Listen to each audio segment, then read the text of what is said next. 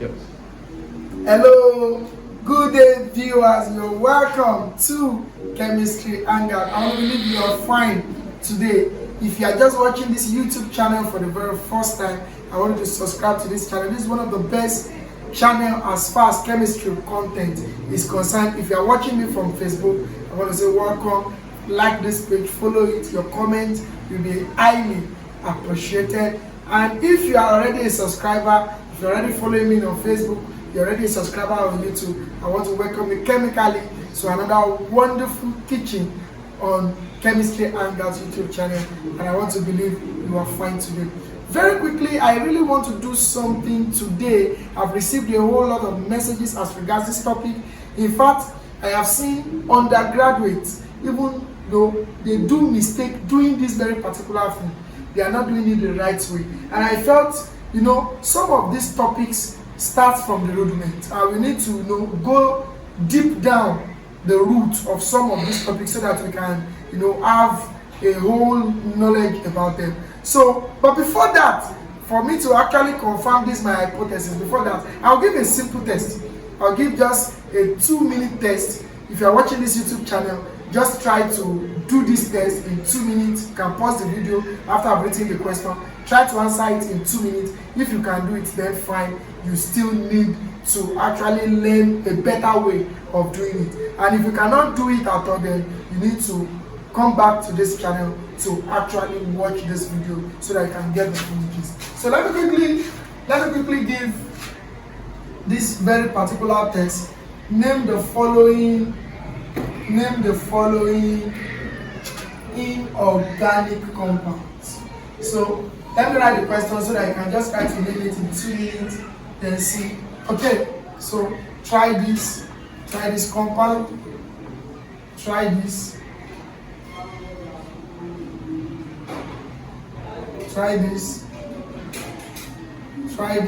too. They are simple compounds anyway, and that's why they are here on the Chemistry Hangouts channel. Then the last one, just try this. Okay, so you can pause the video in 2 minutes, try to name this very particular compound. Good day everyone, I am Omotosho Abibola Messi, proudly a 100 level biochem student from Kwara State College of Education, Uru. Saying the biggest thank you will not be enough to express my fondness for Chemistry Hangouts. It has really helped me for a whole lot of revelation in certain topics in chemistry. It helped me in understanding basic, intermediate and advanced topics in chemistry all through my WAEC and JAM. So do you have problem understanding certain topics in chemistry? Do you want all phobias for chemistry to fly away? Then the best channel is Chemistry Hangouts. So subscribe to this channel and you say bye-bye to chemophobia. Okay, you're welcome. Now, have you really done that? Have you been able to name it? Are you afraid or scared if you get it or you did not get it? Okay, let's take the corrections to these and let's do some explanation. For naming inorganic compounds, there are 2 ways to name inorganic compounds. We have the old method or the old name. Yeah, while we have the IUPAC name. The IUPAC is the International Union for Pure and Applied Chemists. Okay, so we have that name. There is a new method. They introduced a new method of naming. But either of the two, if you name the old way or you are naming the IUPAC way, you are actually correct. So I'm going to give the 2 so that if you name it the old way, so that you can see it. If you name using the IUPAC, so that you can see it. But if you are not getting any of that, then you need to pay maximum attention to this class. So this very particular one, we can name it as the nitrogen pentoxide. That's an old name. We can name it as the nitrogen pentoxide, or we can say it is nitrogen 5 oxide. Nitrogen 5 oxide. So did you get it? Did you get it?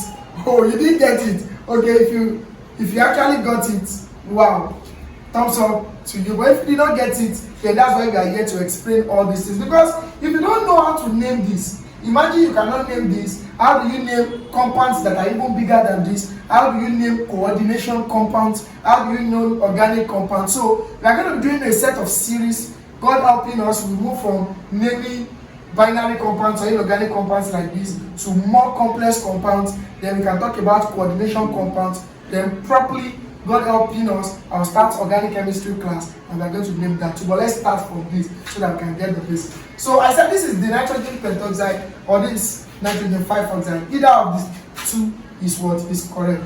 For this one, this is calcium silicate. This is calcium silicate, or we say this is calcium trioxosilicate. You can now calculate that oxidation number. This will be 2, this will be 6, that will be 4. Okay, so this is calcium silicate or calcium trioxosilicate form. That's the name for this. For this one, this can be named as sodium chloride, not chloride now. Chloride. Yeah, this can be sodium chloride, or we say this is sodium dioxochlorate. You can now have that. This is 1. Okay, this will be 1, this will be 4, then that will be 3. Can we see that now? So this is sodium chloride or sodium dioxochlorate 3. For this one, this is potassium chlorate. This is potassium chlorate. You can see there's a difference between chlorite and chlorate. This is chlorite, this is chlorate. We are still going to talk about that. Then we can have potassium trioxochlorate. For this, that will be trioxochlorate. This will be 6, this will be 1, so that will be 5. Trioxochlorate 5. Now, for the last one now, we can have this, don't forget the old name first and the IUPAC name. For this one now, we can have this as ammonium dichromate, or we can have the new name as ammonium heptaoxodichromate 6. Can I see that now? So if you check the first one, this is the old name. If you check the other one, that's the IUPAC name. So did you get these things? Were you able to name them correctly? How many did you get? How many did you fail?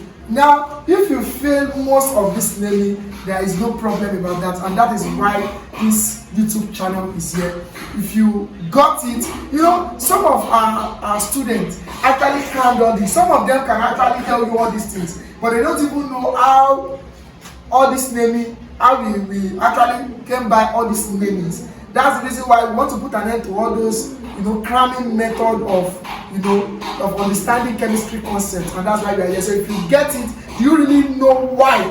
You really know why we are naming them like this, or you just have to cram it because you are familiar with those things. Now, for you to be able to name all these things, for you to be able, I said that in my last video, if you have been following the series, for you to be able to name all these, there is need for you to understand a concept we call valence. And that's the basics of all these things. Yes, you need to understand this concept. Where did this concept come from? Let me build our knowledge from the scratch so that we can flow together. Now, of course, in our rudiment chemistry, they told us that the structure of an atom, according to their goal, you know, you have structure of an atom. Here you have the nucleus, okay, and here you have the proton in the nucleus. You have the proton, you have the neutron, okay, and here there is another atomic, as a subatomic particle revolving around it, that is the electron. I hope they are clear. Now, very, very important, they told us again that the electron is negatively charged, okay?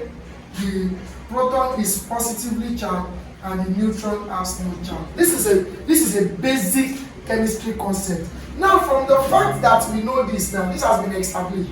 Now, after this has been established, how do we arrange this electron in an atom? Because it is possible for an atom to have two shells, because this very particular orbit, we call it an orbit or shell. It is possible for an electron to have 2, to have 3, to have 4, depending on the size, or depending on the atomic number of that very particular element.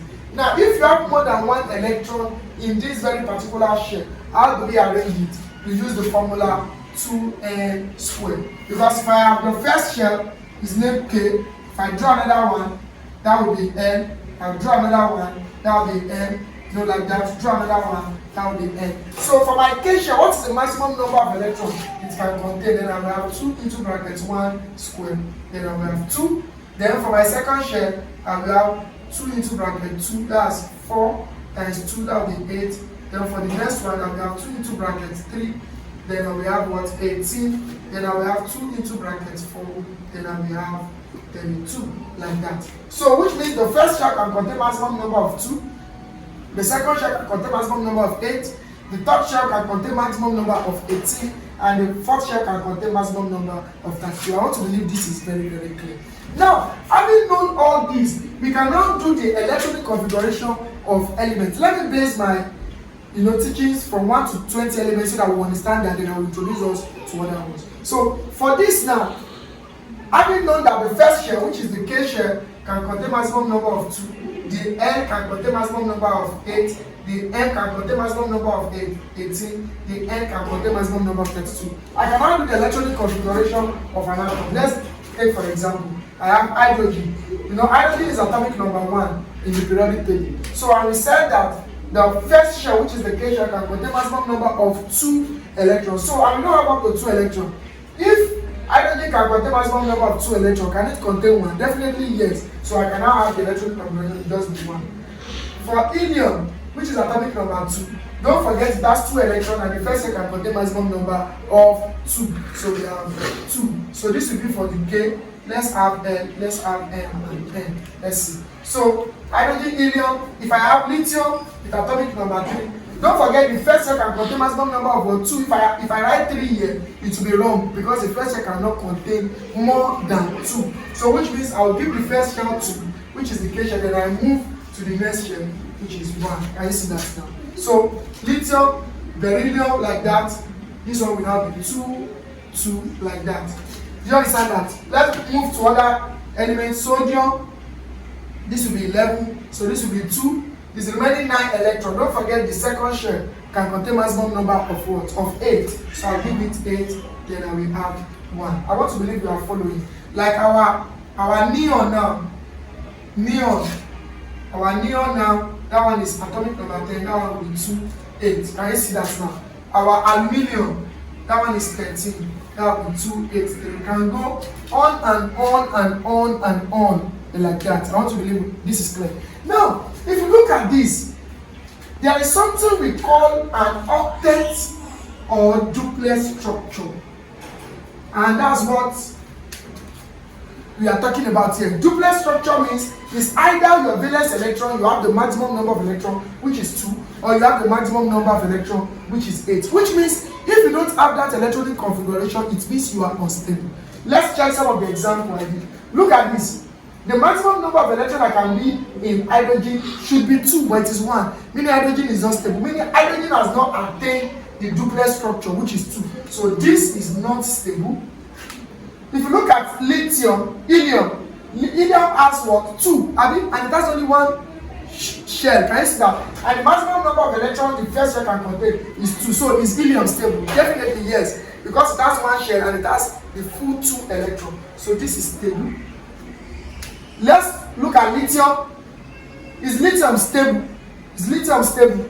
2, that's the first. The second can contain 8. And you can see this is 1. Which means 2 things can happen to this. Is either lithium go and look for 7 electrons, or lithium gives this 1 electron. So this is not stable. So it's not stable. Is this stable? No, it has not attained the octet structure because this is 2. The valence electron here is 2. So it's not stable also. Is this stable? It's not stable too. Why did I say it's not stable? Because this is 281. It has not attained the octet structure. It's not stable too. Is neon stable? Definitely yes. Neon is stable because this is 2, 8. It has attained what we call the octet structure. So this is what is stable and this is not stable because this 2, 8, 3. Can you see that now? So all this one here is not stable. Only these 2 that I marked, they are stable. Why? Because they have attained what we call octet structure or duplet structure. I want to believe this is correct. So for every other element in the periodic table, they want to attain what we call octet or duplet structure. So what happens to them is either they look for electron to attain it, It's either they give electron to attain it, or it's either they share electron to attain it. Which means, if you look at hydrogen now, if you look at likes of hydrogen, hydrogen has two options. It's either hydrogen give this one, and hydrogen knows that it's not having any electron in the shell again, or hydrogen collect one to actually attain what we call the duplet structure. Do you get that now? So all these things are what forms your valency, and that's what I want to explain here. All these things are what forms your valency. So when you talk about valency, what do we mean?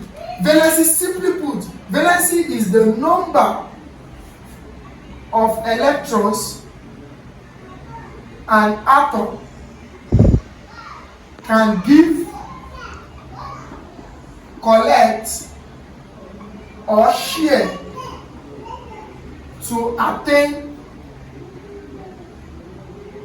a stable electronic configuration. Stable electronic configuration meaning they are octets, to attain octet or duplet structure, or to attain a stable electronic configuration.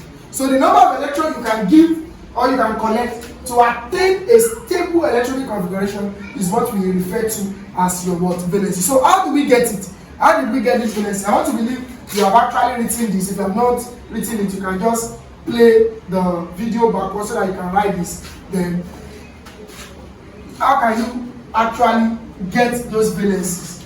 Now look at this. Look at it now. How do you get those valency? Which means, let's take for example sodium that has 11. Can you see that? Sodium we said is 281. Don't forget. Now there are two options here. What is the two options here? Is either sodium gives 1 so that it will be stable 28, or sodium will collect 7 so that it will be stable. But it will be very difficult for sodium to collect 7 because the number of electrons sodium is having outside is 1. So for this one to attract 7 electrons might look practically impossible. I want to believe that. So the one that is more easier, the energy needed to give out 1 is lesser than the energy needed to collect 7. So the best thing that will happen to sodium is that sodium will give this one. When sodium gives this one, sodium becomes Na+. What's the meaning of this plus? This plus is telling us that sodium has given 1. So the number of electrons you give will become your charge. So if you want to do the electronic configuration of this now, this becomes 28. You know why? This positive sign is telling you that sodium has given 1. So the valency of sodium now will now be what? The valency of sodium, Na, will now be what? 1. Can you see that now? So let me do something here. Let me just write element. Let me do this like this. So that I'll just do a few examples and you yourself too can. So let me say atomic number. Let me put atomic number here. Then let me put the element. Okay, let me just do a few examples so that you understand. Let me talk about the valency and the charge. Why I explain all this. So from here now, we say atomic number of sodium is 11. Element, that is sodium. What is the valency? The valency will be 1. Why? Because it has given this 1. So the valency will be 1. So what will now be the charge? The charge will be plus 1. Because most times when you talk about valency, when we are representing it, we will not really put the positive or the negative. But we must know the charge to be able to differentiate if it has given or it has collected. I want to believe this is very clear. Let's go to aluminium. Look at aluminium, atomic number 13. That's 283. Is aluminium stable? No. Aluminium is not stable. Why? Because there is 3 here. It does not attain what we call the octet structure. So what will happen? 2 things can happen here. It's either aluminium gives 3 or aluminium looks for somebody to give 5. It's not easy for 3 electrons to attract 5 electrons. So the one that is, practically possible that can happen to aluminium is for aluminium to give this 3. So when aluminium gives this 3, what happens? It becomes Al3+. Can you see why? Because aluminium has given out 3 electrons. That's why it's carrying it. So you can have aluminium 13. Aluminium, what is the valency? Don't forget 3. Is that okay? And we have the charge to be plus 3. All these things are important for you to be able to do this daily. And as we go on in the video, I will show you why those valencies are very, very important. Another one, let's see chlorine. Chlorine has atomic number 17 and the electronic configuration is 287. Can you see that now? So for chlorine now, If you look at this, has it attained the octet structure? No, it's remaining only one electron. So two things can happen here too. Is either chlorine collects one, or chlorine gives out this 7. And you can agree with me that it will be easier for chlorine to collect one because it has 7 electrons already. So it's easier for chlorine to attract one than chlorine now giving all the 7. So what happened? Chlorine will be looking forward to collect one. When chlorine collects one, it becomes Cl-. I've told you, don't forget, when you collect electron in chemistry, you become negatively charged. When you give electron in chemistry, you become positively charged. So don't forget, these ones, they gave their 3, but chlorine is trying to collect. Can you see that now? So which means for 17, which is chlorine, okay, the valency 2 will be 1. Can you see that now? But the charge will be what? Minus 1. Why? Because chlorine is collecting 1. I want to believe this is clear. For neon, or for neon, or let me say argon. Let's do for argon. That's 18. Argon is 18. What will be the valency? Let's do the electronic configuration for argon. That will be 18. That will be 2, 8, 8. Can you see that now? So is this stable? Can you answer that question? Is it? Definitely yes. Because it has attained your duplet or octet structure. So what will be the valency? The valency will be 0. Because these ones will not give you and they will not collect. Because they are already stable. They have attained their octet structure. So they don't need anybody, they don't bond. So it will be 0. What will be the charge? The charge too will be what? It will be 0. Can you see that now? Because they are electrically neutral, because they don't give and they don't want, they don't collect. So and that's the reason why we refer to them as inert gases. Or we refer to them as noble gases or noble gas. Or some people will still call them rare gases. Any of these 3 names is correct for them. They are stable. They don't want to collect, they don't want to give. So when you do not give, you do not collect, you are stable. Definitely they are charged, they are electrically neutral. That's what I'm saying. The charge is 0 and the valency is 0. Let me do 1 again or 2. Let me do 1 again or 2 so that you understand. Okay, so let's take for other elements like that. Let's take for oxygen. Oxygen, that will be atomic number 8. Okay, so let's do for oxygen, atomic number, let's see for oxygen now. Now, if we do the electronic configuration of this, we have 2, 6. Can you see that? So, is this stable? It is not stable. Is it easier for this person, which is oxygen, to give 6? It is not easy. But is it easier for it to collect 2? Definitely it is. Because the number of electrons here is more than the one oxygen wants to actually attract. So, it's possible for oxygen to attract how many to be stable? 2. So, if oxygen attracts 2, it becomes O2 minus. Can you see the way valency is being formed? Why do I have 2 minus? Because oxygen is collecting 2. So from here, the valency of oxygen becomes what? 2. While the charge on oxygen becomes minus 2. I want to believe this is clear. So for all this now, the number, that's why I said their valency is the number of electrons an atom can give, collect or share to attain octet or duplet structure. So all these very particular valency are important because we call it their combining power. Can you see that? Their valency is their combining power, which means all these namings I did, they are combining elements together. Because when you talk about compound, you are combining 2 or more elements together. So for you to be able to combine them, or for you to be able to name them, you must understand their combining power, which is what valency. So try and do other elements yourself. You know, I've done for element 11, element 13, element 17, element 18, element 8. So for the first 20 elements, you can drop it in the comment section. What do you think those ones have not done for atomic number? You can do that on your own and put it in the comment box section. For atomic number, for 1, I've not done for 1, for 2, for 3, 4, 5, 6, 7.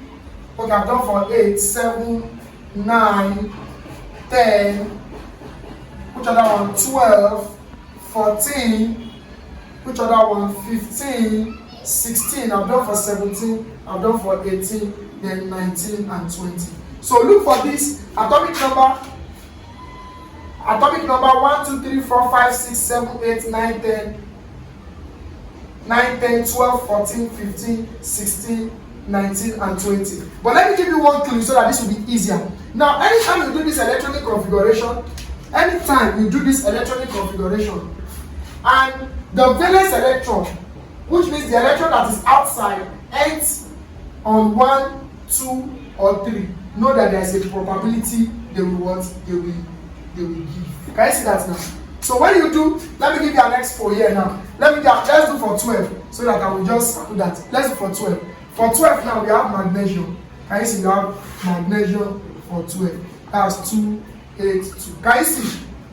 What happens when you do the electronic configuration? What are you having outside? 2. So what will happen? It will give.